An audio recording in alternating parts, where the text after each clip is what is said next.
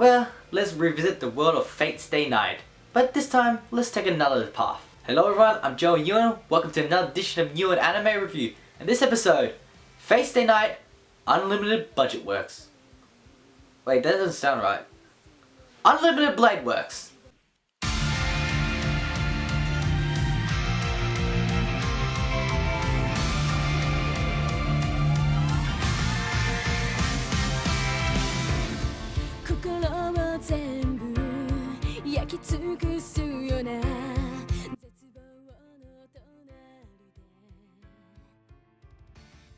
If you're familiar with the Fate series, it's pretty much the same, but in Unlimited Blade Works it follows a different scenario. Sure, the beginning is pretty much the same as it was in Fate Stay Night, but the focus is much different. But to put you up to speed, 7 masters and heroic servants fight in the war to gain the ultimate wish-fulfilling device known as the Holy Grail. The story this time around focuses a lot more on Shiro and Rin, and a mystery on her servant Archer. We never really got to know Archer all that well in the original Fate Stay Night, but in Unlimited Blade Works, we see the trials and tribulations he had to go through to become a servant.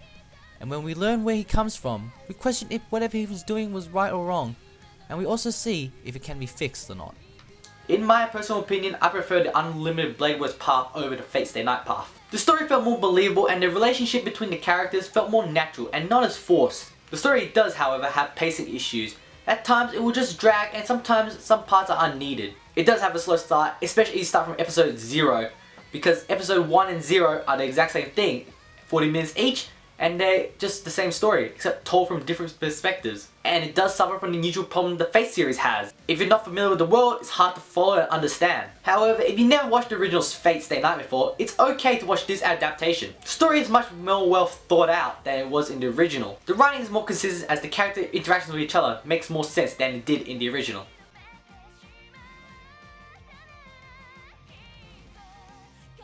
Shiro Emiya returns as the main protagonist for Unlimited Blade Works. What I like about his character in this adaptation is that he's actually not an idiot. Shiro is actually more competent in this adaptation than the original. He respects those around him and acknowledges their powers, and he is also a better learner in magic, which makes him more formidable in battle, compared to his dumb luck counterpart in the original. Shiro does, however, still retain his sense of justice, as he believes what he is doing is right, despite what is shown around him. Yet, he continues forward with his views. He just wants to be a hero of justice and save as many people as he can. Saber returns, but rather than a main role, she has more of a supporting role this time around. And her personality is a bit different than the original. For instance, she is more cool and calm than before, but also more cooperative. She has a more chill personality than the serious Saber. Don't get me wrong, she still goes serious in fights, but outside of that, she has more of an approachable personality. And she's so adorable in this adaptation. Rin Tosaka takes the role as the main female protagonist. Rin serves more of a purpose in this adaptation as she trains and gives Shiro the ins and outs of the Holy Grail War. She does in this adaptation show more interest in him, and you can see this further down the track and the reason for it. She's a competent mage showing high level of strategy in different situations despite the odds, and her relationship with Shiro felt much more natural rather than forced. I like how in this adaptation she is given more purpose, but also better explained behind her motivations. The true star of this adaptation is Archer. Archer's backstory is delved into much detail. His origin story is probably the biggest twist in the series, and you're just so sucked in by his misfortunes and you feel sorry for the guy. He fights for his beliefs despite if it's wrong, but it's correct. At the same time, he's still a badass and probably gets the most time to shine in action scenes. Archer plays more of an anti-hero role in this adaptation, and his interactions with Shiro gets really interesting later on as we see why he has an interest in Shiro. And of course, I want to talk about my personal favorite servant, Gilgamesh, who returns with a bigger role than the original Fate. Gilgamesh is given more of an overall antagonist of this adaptation. He's still as arrogant and as badass as ever. The other thing about him in this adaptation is that we don't see him in his armor. Despite this, he retains his arrogance, high chair personality all the way through to the end, which is why I love him as a villain. Despite all these great characters, some of the other characters this time around didn't get much screen time as they did in the original. Some characters felt pointless as they hardly made an appearance at all, and some characters' backstory were left out as well to make way for our mains. But also, some characters also did get time to shine more than they did in the original. Some characters I was very surprised at first, such as Casta, who I hated so much, but after seeing her backstory, I sort of felt sorry for her. Especially for Ilya, after I found out what happened to her. The characters this time around did touch my heart a bit, but the development and the lead up to it was kind of slow. The mains, despite being developed quite rather well, apart from Saber, who was pretty much developed at all, were developed very slowly. And of course it's going to be long. It's 26 episodes long, including episode 0.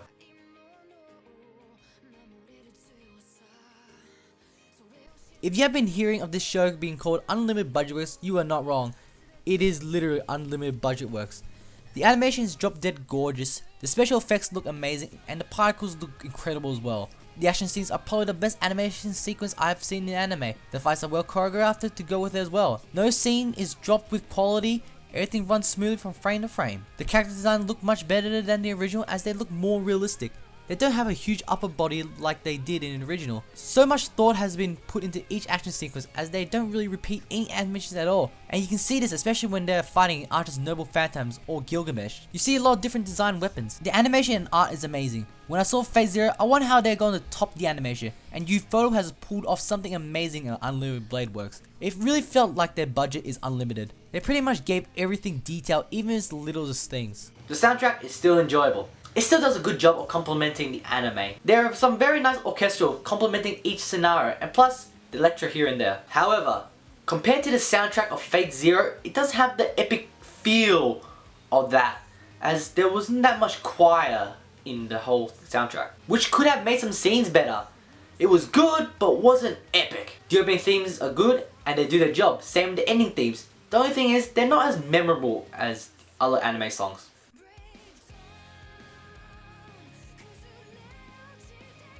Watching Unlimited Blade Works felt like I was rewatching Fate Stay Night again, only with better animation. So at sometimes it will be the same, I'll be like, oh my god, I'm watching the same thing. I did enjoy the show a lot more than the original Fate, as I preferred this path over that. The relationship between the characters made more sense, and I liked the interaction between the characters. The most enjoyment I got out of watching this show was the amazing, gorgeous visuals. Whenever I was watching Unlimited Blade Works, I did not want to watch any other anime, as the visuals just took me in. The action scenes were very cool, and the fact that the story focused on more characters I had more interested in made a huge plus. The only thing I was disappointed at is that some characters were given less to work with this time around. And it's a shame because I felt all these characters deserved to shine.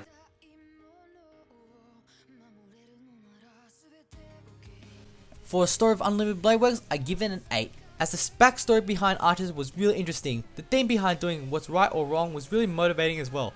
The writing made more sense this time around, and it was a good story. The story does suffer from the usual Fate problems with the uneven pacing and hard to read concept. For the animation and sound, I give it a 10 and a 7. The animation is amazing to look at. It really highlights what Ufotable can do. The world looks amazing to the smallest detail. Each action scene is gorgeous to look at, from the dust particles to the special effects, and the choreographed fights are amazing as well. However, the sound, despite being a good soundtrack, really lacked the epicness that we got from Fate Zero. For the characters, I give it an 8. The characters were much improved from the original. Shiro was more competent, but it's the interaction between the characters that really shined. Shiro and Rin's interaction felt more natural, and same with Saber. Archer had a very interesting past, which is pretty much the focus of the show. A lot of characters got time to shine, but then again a lot of characters didn't, which is unfortunate because I love some of these characters, whether it was from Fate Zero or Fate Stay Night 2006. For my own personal enjoyment, I have to give it an 8, because I did really enjoy it more than the original, but at times it felt like I was just rewatching the whole series again, since I have an idea of what's going on anyway. The action scenes are amazing to look at, but there are a few problems in the story pacing. You just want it to end so you can watch the action scenes. After rounding it all up, I give Fate Stay Night Unlimited Blade Works an 8 out of 10. The animation is amazingly great. However, they could have added more to the presentation because the soundtrack was not as memorable. The story is improved and the characters' interactions are better as well. I recommend Unlimited Blade Works to fans of the Fate series, but I also recommend it to action fans as the animation for the fight scenes are gorgeous. You're just going to get caught up in this world. Well, that's it for this edition of Newin Anime Review. Like always, if you want to read the written review, the link is down below in the description straight to my anime list.